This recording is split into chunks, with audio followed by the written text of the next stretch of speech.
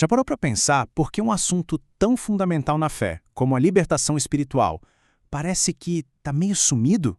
Pois é, com base numa reflexão da pastora Ola Jomuki, a gente vai mergulhar numa razão bem surpreendente e até perigosa que explica por que tantos líderes espirituais estariam, na verdade, fugindo dessa prática.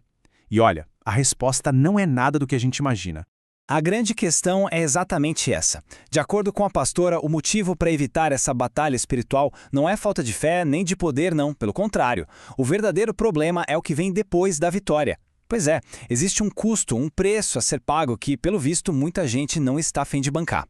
Então, para a gente entender essa lógica, precisamos separar duas coisas bem diferentes. Uma coisa é receber um dom espiritual. A outra, que é muito, mas muito mais difícil, é conseguir manter esse dom. E é exatamente aí que a verdadeira luta começa. A pastora explica o seguinte: pedir o dom da cura, da libertação, essa é a parte fácil. Deus concede, Ele dá livremente. O verdadeiro desafio, aquele preço que falamos, é a vida de disciplina constante, de obediência, de temor a Deus, que é necessária para não perder esse dom. Sabe, uma manutenção diária, constante.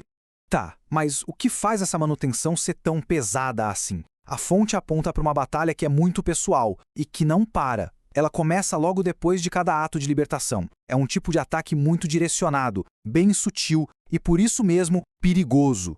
Essa frase da pastora, olha, é a chave de tudo. Esse tal sopro no ouvido não é um ataque qualquer, genérico. Pensa numa estratégia espiritual feita sob medida para explorar as fraquezas mais íntimas de um ministro, principalmente o orgulho, que costuma aparecer logo depois de uma grande vitória espiritual. E não é uma ameaça vaga, não. Os alvos são bem específicos. Primeiro, o orgulho, aquele sentimento de, nossa, eu sou o cara. Depois, as fraquezas pessoais, sabe, aquelas tentações antigas, os vícios que voltam para assombrar. E, por fim, áreas bem práticas da vida, como finanças e saúde. São pontos de pressão que podem levar a um desvio muito fácil. Para ilustrar bem essa vulnerabilidade, a pastora usa uma metáfora muito poderosa, que todo mundo entende, a da construção de uma casa. Ela compara a vida espiritual a essa casa, mostrando a diferença brutal que existe entre a aparência, a estrutura externa e aquilo que ninguém vê, a fundação. Imagina só, uma casa com uma coluna forte, um alicerce sólido. Isso representa um ministro que tem uma base espiritual firme. Essa coluna é uma vida construída na obediência e no temor a Deus. Com essa base pode soprar o vento da tentação que for, a estrutura não abala. É a tal da resistência espiritual na prática. E aqui está o ponto crucial da história. Muita gente pede o dom, que seria a casa bonita, a fachada, mas se esquecem de pedir a Deus o alicerce, a coluna para manter tudo de pé. E sem essa fundação, qualquer ataque, qualquer ventinho pode jogar tudo no chão. É o medo dessa queda, dessa ruína, que faz com que muitos nem queiram começar a construir. Isso tudo nos leva a uma escolha, uma encruzilhada final. E é essa escolha que, segundo a pastora, realmente afasta os líderes desse trabalho espiritual tão intenso.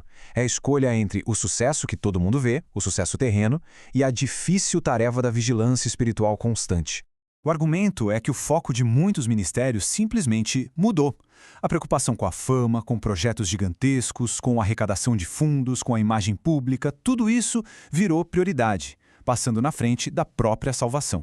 E claro, para quem está nessa corrida, pagar o preço altíssimo da libertação se torna algo, bem, indesejável. E a pastora termina com essa pergunta que é no mínimo provocadora. Nessa busca sem fim pelo sucesso visível, pelo reconhecimento, pelos grandes projetos, será que a questão mais importante de todas, a da própria salvação, não está sendo deixada de lado? É uma reflexão sobre prioridades que, com certeza, ecoa muito além dos muros de qualquer igreja.